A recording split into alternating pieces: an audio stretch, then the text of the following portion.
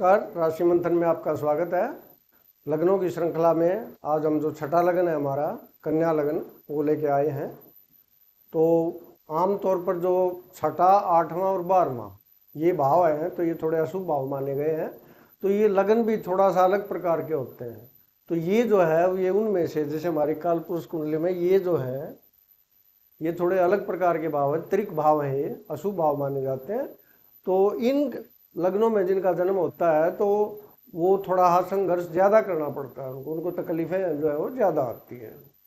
तो ये अब हमारा कन्या लगन मैंने बताया था, वो दोनों कुंडली याद रखनी है। और साथ में अब कन्या लगन या कन्या राशि के बारे में हमने जो लिखा था वो यहाँ पर मैं दोहरा रहा हूँ।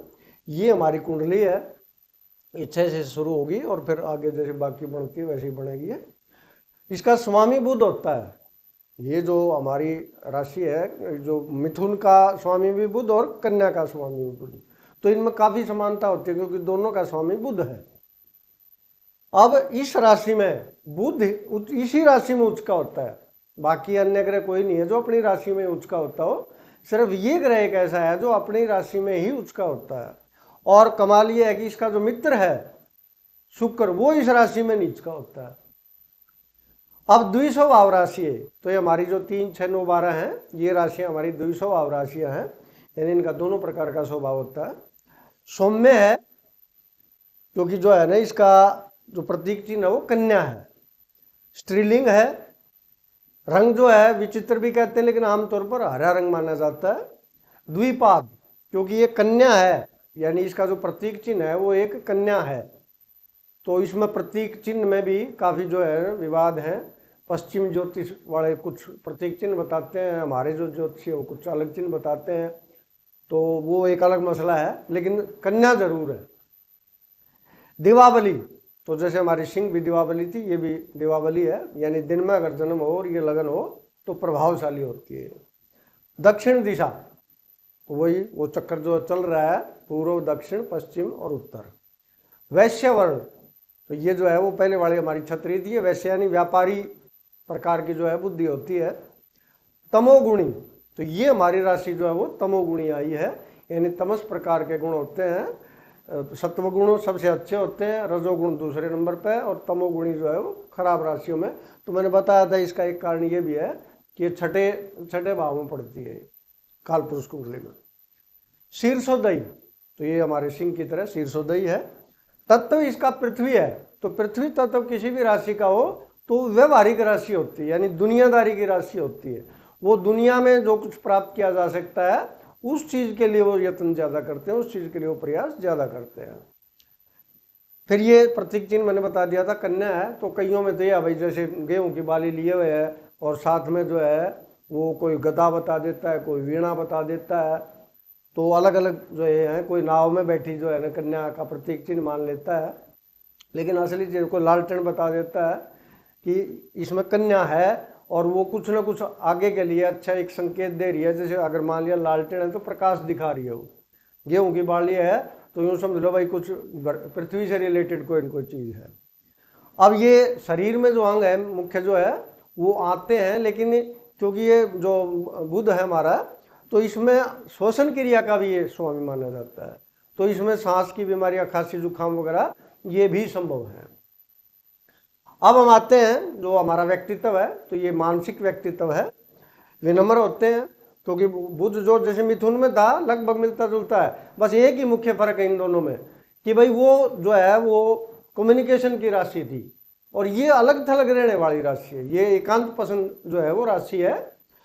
विनम्र, मृदुभाषी, संयत, यानी अपने आप पर कंट्रोल रखते हैं। ये गंभीर, उनमें जो गंभीरता कम थी मिथुन वालों में, इनमें गंभीरता ज्यादा होती है।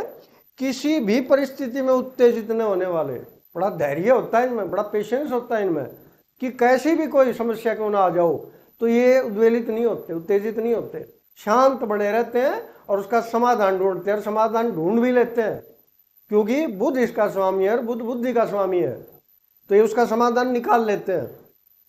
स्वयं तक सीमित रहने वाले, तो इनका एक अलग ही संसार होता है। ऐसा नहीं है कि भाई वो किसी से मिलते जुलते नहीं है, जब किसी के साथ बैठे होते मिलते जुलते हैं तो बिल्कुल ऐसा लगता है कि भाई सामाजिक व्यक्ति है, लेकिन इनके अंदर जो है वो अकेला रहने की जो एक प्रवृत्ति होती है। इनका अपना ही एक संसार होता है, दूसरों की मदद के लिए सदा तत्पर। दूसरा खुद मदद नहीं मांगते किसी से भी है, लेकिन दूसरा कोई मदद मांगता तो तैयार रहते हैं। खुद अपना काम ये अपनी समस्याओं का समाधान खुद ही करना चाहते हैं। यदि दूसरे उनकी सहायता करे तो एहसान मानने वाले। पहली बात तो ये सहायता मांगते नहीं है, लेकिन फिर भी कोई कर देता है तो उसका पूरा एहसान मानते हैं। अपनी समस्याओं के समाधान खुद करने वाले, तो ये मैं बता चुका हूँ। बुद्धिमान, क्योंकि बुद्ध इसका स्वामी है इस राशि का। व्यवहार मित्रता पूर्ण, परंतु मित्र बहुत सोच समझ कर बनाने वाले। यानी ये है कि व्यवहारिक व्यक्ति तो होते हैं, सामाजिक व्यक्ति होते हैं, लेकिन जो मित्रता करते हैं वो ऐसे ही नहीं किसी के साथ कर ली, पहले खूब परखते हैं उसको। हाँ भाई ये मेरे मापदंडों पर खरा उतरता है तो ही मित्र बनाते हैं। अल्लड़, ये एक मीन में बिल्कुल विशेष चीज है भाई। ये लापरवाह होते हैं बिल्कुल, लेकिन ये नहीं है कि लापरवाह वो दिखते हैं तो हैं भी अंदर से बड़े सुरुचिपूर्ण जो होते हैं, लेकिन बाहर से ऐसा दिखता है कि पेन हवाबीन का ऐसे ही जैसे है ना वैसे ही पहनते हैं लापरवाही से, लेकिन साफ सुथरा पहनते हैं। इनका जो मकान है, इनका जो कमरा है, बड़ा जचा हुआ जो है, बड़ा शौक होता है इनको इन चीजों का, तो सही सुरुचिपूर्ण ढंग से जो है वो सब कुछ रखते हैं। अल्लड़ परंतु सुरुचिपूर्ण जीवन जीने वाले, बिल्कुल एक सिस्टमेटिक ढंग होता है इनका, और बड़े खोजी होते हैं ये बुध की जो राशि है हमारी, खासकर ये जो कन्या राशि, तो ये हर चीज के डिटेल में जाते हैं, उसका पूरा विवरण जो है वो उनको पता होना चाहिए। गलतफहमी के शिकार, क्योंकि ये थोड़े अकेले रहना पसंद करते हैं, इनका एक अलग ही अपना संसार होता है, तो ये गलतफहमी का भी शिकार हो जाता है। लोग सोचते हैं तो घमंडी है भाई, ये तो किसी से मिलते जुलते नहीं। नैतिकता पूर्ण जीवन, और ये खास बात है कि ये जो कोई गलत काम है या पाप है उसकी तरफ बिल्कुल भी नहीं चलते, भगवान से डरने वाले हैं ये, तो बिल्कुल बढ़िया जीवन जीते हैं। लेकिन फिर भी मैंने बताया ये एक ऐसा लगन या ऐसी राशि है कि परमात्मा ने कोई कह लो, प्रकृति ने कह लो, कुछ इनके जीवन में इतना संघर्ष और इतनी दिक्कतें लिखी होती हैं, तो वो किसी न किसी प्रकार से उसमें वो पार जरूर पा जाते हैं। अब इनका चेहरा भाई, तो क्योंकि बुध इनका स्वामी है, तो बुध यानी बच्चा, तो उस मासूम है उन लुभावने चेहरे वाले, तो इनका चेहरा जो है वो बिल्कुल मासूम सा लगता है। नाक वगाल आकर्षक, अल्लड़ चाल, चलते हैं तो ऐसे ही चलते हैं, लेकिन वो लगती अल्लड़ है, लेकिन एक एक कदम ये सोच समझ के रखते हैं। कभी बूढ़े नहीं दिखते, तो जैसे मिथुन में भी ये खासियत थी, इसमें भी ये खासियत है। तो बुध के जो दोनों लगन हैं वो बूढ़े नहीं दिखते, अंत तक वो ऐसे ही लगते हैं। चेहरे पर सदा बचपना, तो वो मासूमियत आ गई। हाँ, मोटे कम ही होते हैं, तो इनका इतना हेक्टिक जो जीवन होता है, इतना संघर्षपूर्ण जीवन होता है, इतना सोचते ज्यादा है, ये बहुत ज्यादा सोचते हैं, तो इनका जो है स्वास्थ्य जो है आमतौर पर नॉर्मल होता है, सामान्य ही रहता है, मोटे नहीं होते हैं। अब ये बीमारियां मैंने बताया था, तो मुख्य तो अंग है ये आंतें, लेकिन मैंने बताया इसमें मैंने लिखा नहीं है, श्वसन क्रिया भी इसके अंदर आती है।